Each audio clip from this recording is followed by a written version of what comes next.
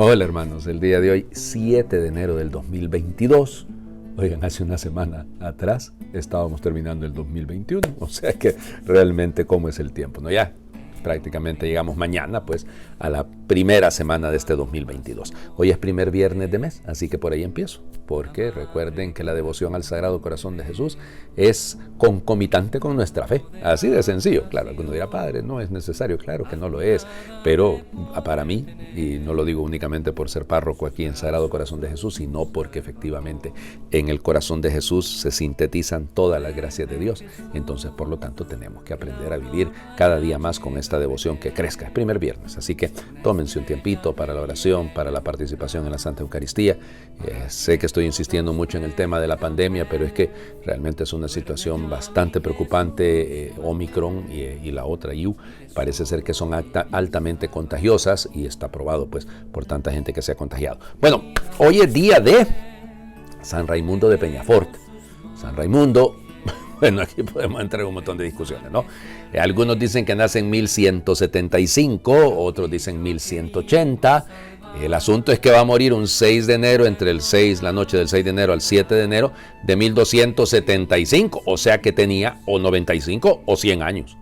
Para que se hagan ustedes una idea, este es un hombre longevo, sin duda que sí. Era noble porque su papá era señor de Peñafort, y bueno, fue muy bien formado, bien educado, formado en las escuelas catedralicias, originalmente en Barcelona, y luego enviado a Bolonia. Bolonia es una de las primeras universidades en Europa, ¿no?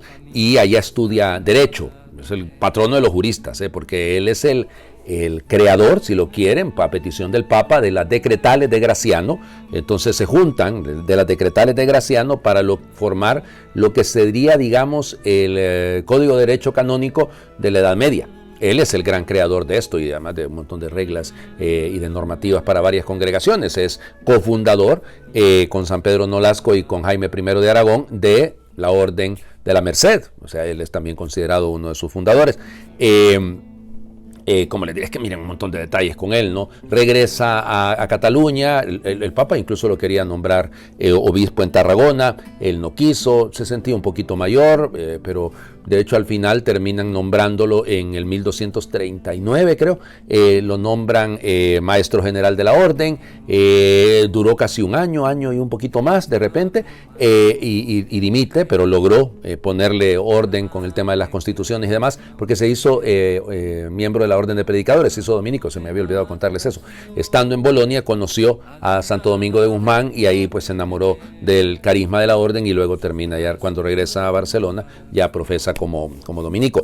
Y bueno, como les digo, se retira al monasterio de Santa Catalina y ahí va a pasar los últimos años de su vida, los últimos 35 años de su vida, dedicado, insisto, a la conformación, a ayudar a la creación de las diócesis, colocar los obispos, prácticamente todos eran dominicos ahí en Cataluña, ayudarle a Aragón, a la corona de Aragón, y bueno, en fin, un montón de detalles que hizo. Es una persona, un gran estudioso. Fíjense, fue él el que le encomendó a Santo Tomás de Aquino la Suma contra Gentiles. Puso una escuela para aprender árabe, para poder convertir a los ¿se acuerdan lo que hablábamos ayer, ¿no? Con el tema de San Juan de Ribera, de la crítica en contra de él porque él contribuyó a que fueran expulsados de España los moriscos, los moros, y mientras tanto San Pedro, por eso en la iglesia tenemos de todo, ¿no? San Raimundo, perdón, Pedro, es que pienso en el papá, San Raimundo va a ser, insisto, promotor de la conversión más bien de los musulmanes al cristianismo. Fue canonizado en el año, beatificado en 1542 y canonizado en el año 1601. Patrono de los expertos en derecho canónico. Bueno, vamos a las lecturas del día de hoy. Seguimos y ya saben, nos quedan hoy y mañana nada más para leer la primera carta del apóstol San Juan. Hoy leemos el capítulo 5, versículos del 5 al 13. Queridos hijos, ¿quién es el que vence al mundo? Solo el que cree que Jesús es el Hijo de Dios. Jesucristo se manifestó por medio del agua y de la sangre. Él vino no solo con agua, sino con agua y con sangre. Y el Espíritu es el que da testimonio, porque el Espíritu es la verdad. Así pues, los testigos son tres: el Espíritu, el agua y la sangre. Y los tres están de acuerdo. Si aceptamos el testimonio de los hombres, el testimonio de Dios vale mucho más, y ese testimonio es el que Dios ha dado a su Hijo. El que cree en el Hijo de Dios tiene en sí ese testimonio. El que no le cree a Dios hace de él un mentiroso, porque no cree en el testimonio que Dios ha dado de su Hijo. Y el testimonio es este, que Dios nos ha dado la vida eterna, y esta vida está en su Hijo. Quien tiene al Hijo tiene la vida. Quien no tiene al Hijo no tiene la vida. Y a ustedes los que creen en el nombre del Hijo de Dios, les he escrito estas cosas para que sepan que tienen la vida eterna. Palabra de Dios. Te alabamos, Señor. Está terminando la carta. Les he escrito estas cosas para que entiendan que ustedes, si creen en Dios, si tienen al Hijo de Dios, tienen la vida eterna. El lenguaje juánico, ¿no? Piensen, basta pensar en el capítulo 6 o en el capítulo 3 del Evangelio de Juan, o el capítulo 4, incluso el diálogo con la samaritana. Entonces, tener la vida eterna, esto, el Hijo es la vida eterna. Ahora, nótenlo. El mundo, ¿quién es el que vence al mundo? La imagen del mundo, entendida en la mentalidad juánica, es confiar en nuestras propias fuerzas, digamos. O sea, el mundo, la mundanidad es esa autosuficiencia, esa actitud poco consciente de la necesidad que se tiene de Dios, ese creer que podemos salir adelante sin necesidad de la ayuda de Dios. Y eso, por eso, solo el que cree que Jesús es el Hijo de Dios.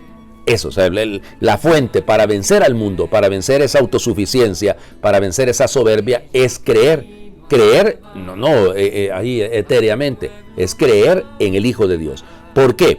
Porque Él se manifiesta y empieza el lenguaje juánico, ¿no? Por medio del agua y de la sangre.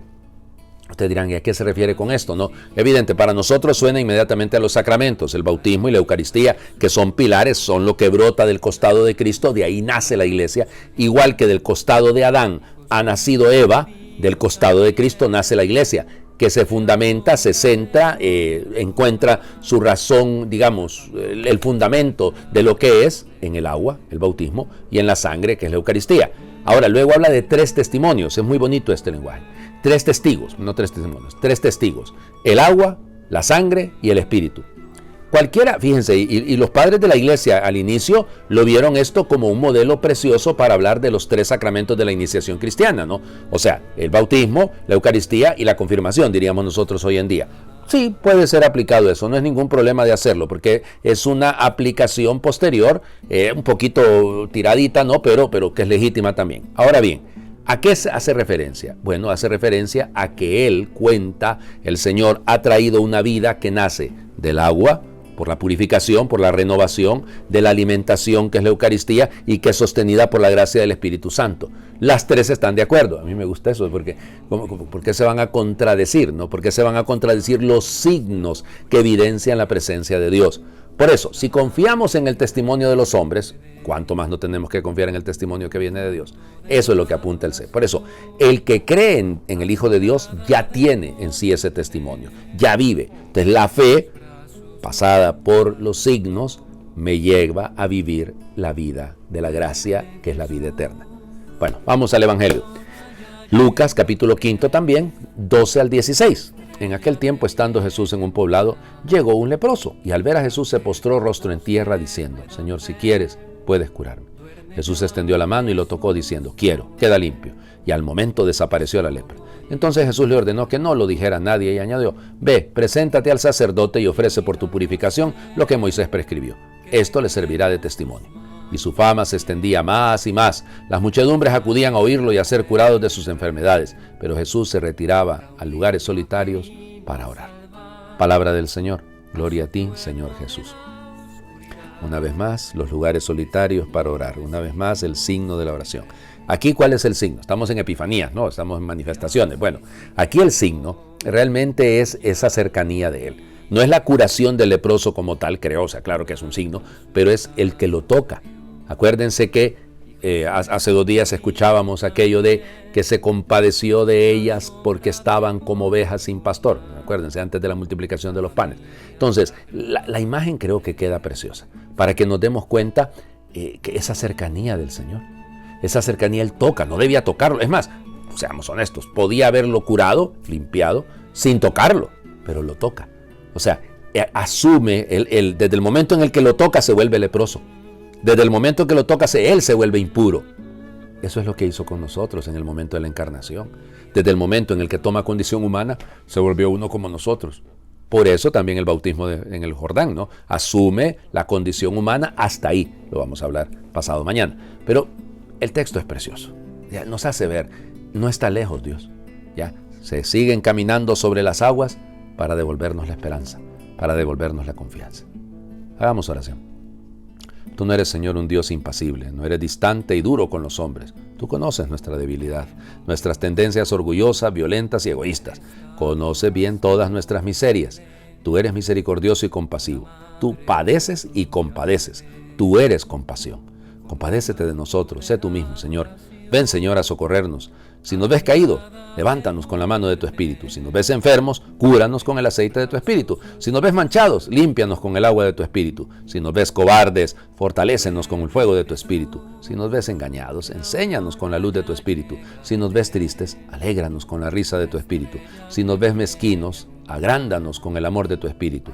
Si nos ves solos, acompáñanos con la presencia de tu Espíritu y de tu Hijo. Y quédate con nosotros, dulce huésped. O métenos dentro de tu inmenso corazón. Amén. ¿Ya vieron por qué es que me gusta esta oración? Métenos dentro de tu inmenso corazón, claro, el corazón del Señor Jesús, que tanto ha amado al mundo y que tampoco es correspondido. Bueno, el Señor esté con ustedes. Les bendiga a Dios por intercesión de San Raimundo de Peñafort, el que es Padre, Hijo y Espíritu Santo, y su bendición descienda, les acompañe siempre. Primer viernes, ya les digo, Sagrado Corazón de Jesús, no me lo dejen, por favor, que es importantísimo meternos dentro de ese inmenso corazón. Feliz viernes para todos.